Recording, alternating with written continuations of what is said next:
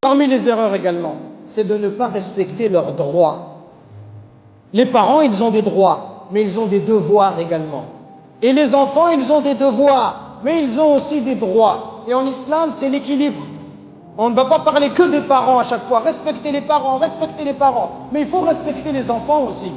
Et souvent, leurs droits sont négligés. Comme par exemple à la mosquée, où on les écarte sans raison des premiers rangs. On a parfois des jeunes qui font l'effort, qui aiment la prière à la mosquée, et qui vont venir tôt à la mosquée, et quelqu'un va venir de plus âgé, il va lui dire, allez, recule, va derrière. Alors que le jeune, il est arrivé depuis 15 minutes. Ça, c'est pas bien de faire cela.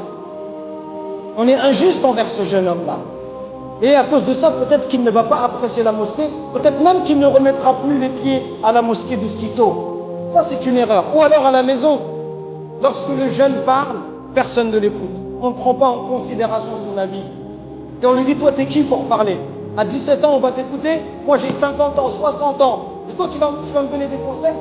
C'est pas une attitude, c'est pas. C'est pas parce qu'on a 15, 16 ans, 20 ans qu'on ne peut pas parler. Le prophète sallallahu alayhi wa sallam, il a mis Oussama ibn Zayd à la tête d'une expédition. Derrière lui, il y avait Omar ibn Khattab.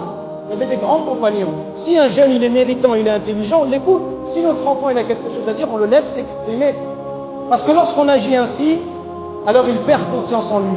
Et il pensera qu'il n'est pas capable d'atteindre l'excellence.